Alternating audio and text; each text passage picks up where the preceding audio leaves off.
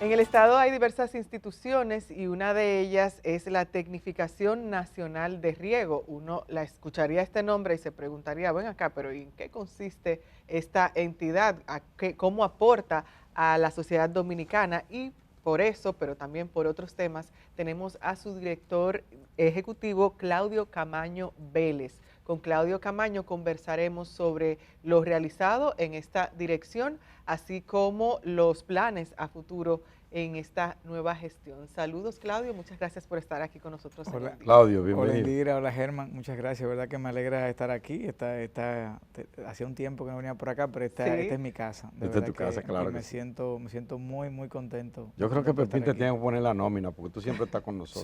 Sí, no, y ojalá venir más a menudo para Claudio, para quienes saben, es columnista del periódico El Día y no manca, está ahí siempre, muchas gracias.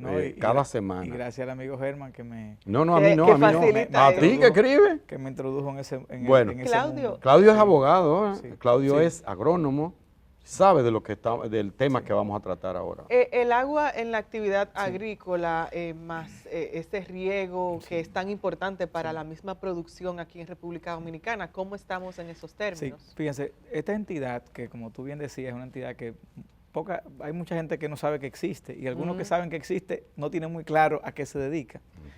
Yo le digo a nuestro equipo, siempre digo, miren, dentro de 10 años la población se preguntará qué sería de nuestro país si esta entidad no existiera. Esta entidad nosotros miramos en el espejo de la CNR, la Comisión Nacional de Riego de Chile, que es una entidad que tiene 50 años y que ha logrado que Chile pasara de ser un país netamente minero a ser una de las principales potencias agroexportadoras de la región, y lo que ha permitido que Chile todavía, a pesar de una sequía de más de 15 años, haya podido mantener su sistema agroalimentario en funcionamiento. Y decirles también que esta entidad, que es una entidad del sector agrícola, pero una entidad que también impacta mucho, no solamente en lo que es la seguridad alimentaria, sino también en la seguridad hídrica. Porque el agua potable y el agua agrícola compiten de manera estrecha. Para ponerles un ejemplo, el abastecimiento del agua de la capital viene de la presa de Valdesia, pero de la presa de Valdesia también se abastece el agua agrícola de parte de San Cristóbal y de casi toda la provincia de Peravia. Nosotros hicimos un cálculo. Un canal que va al canal. Sí, el canal Marcos A. Cabral, uno de los principales canales de la República Dominicana. Que hoy Listín Diario, disculpa Claudio, hoy Listín Diario publicó, en portada tiene como el estado en que se encuentra ese canal, que hay mucha contaminación y demás. Entonces, hacer esa nota al margen. Hay realmente una tarea pendiente porque hubo un abandono sistemático del sector agrícola, y aunque para este gobierno, para el gobierno del presidente Abinader ha sido una prioridad, pero a veces desandar 2 décadas para volver a andar, a veces no es tan sencillo.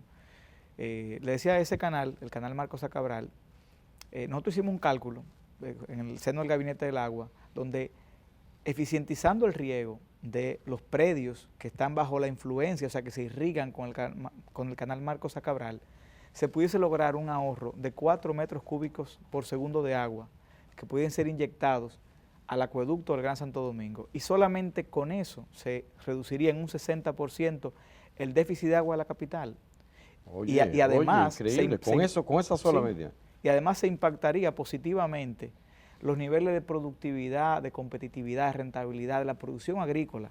Por eso es que el riego tecnificado tiene un impacto directamente también en el desarrollo económico de los países, porque el agua es un recurso natural, pero en el predio, cuando el agua llega al predio agrícola, se convierte en un recurso económico, porque es un insumo de la producción, y el agua pasa vital, diría yo. Claro, y el agua pasa de ser de un recurso natural a ser un bien de mercado, porque se convierte en un tomate, se convierte en un mango, se convierte en un aguacate, en una berenjena, etcétera. Ya se convierte en un bien de mercado, y de hecho un bien que puede entrar también en una cadena de valor con el tema de la agroindustrialización y las cadenas de mercado, y genera todo un dinamismo económico. ¿Y a qué nivel vamos nosotros, va República Dominicana con esto de la tecnificación del riego?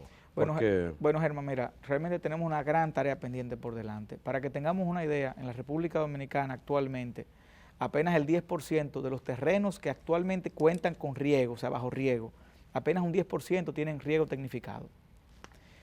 Pero un dato más... ¿Y qué significa riego tecnificado? Riego tecnificado es riego por goteo, riego por microaspersión, riego presurizado, riego, lo que llamamos también riego localizado.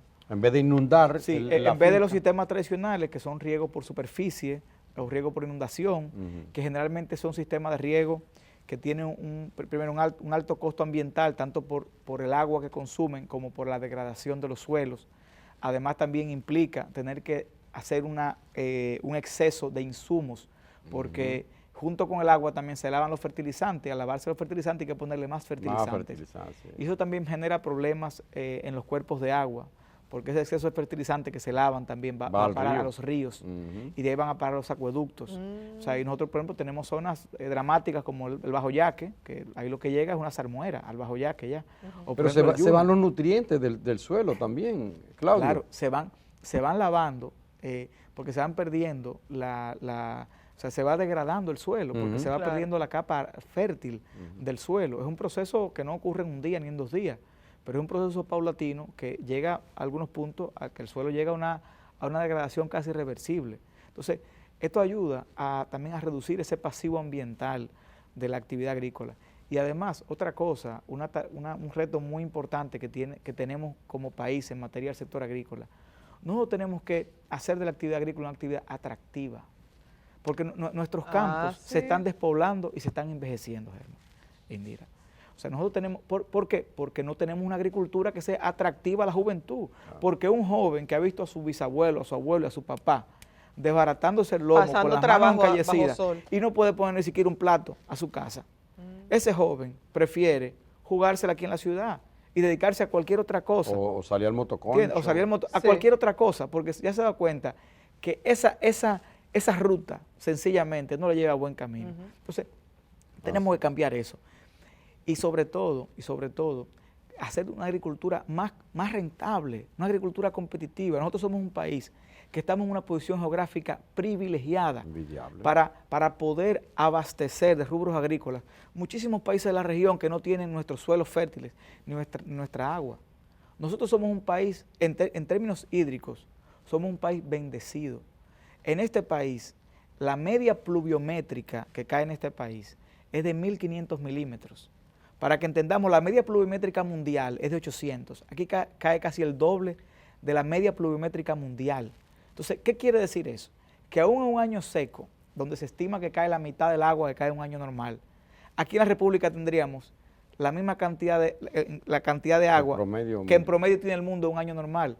O sea que nosotros, aún en medio de los retos que representa el cambio climático y el crecimiento demográfico, si nos ponemos en eso, si invertimos en eso, podemos lograr mantener nuestros niveles de producción y hacer de nuestra agricultura un sector fuerte de nuestra economía, no solamente un sector sólido, porque la agricultura, nosotros hemos pasado a una economía de servicio, y no está mal que hayamos desarrollado la zona franca, el turismo, los servicios, eso no está mal, pero no podemos descuidar nuestra agricultura, porque la agricultura es un pilar sólido de la economía.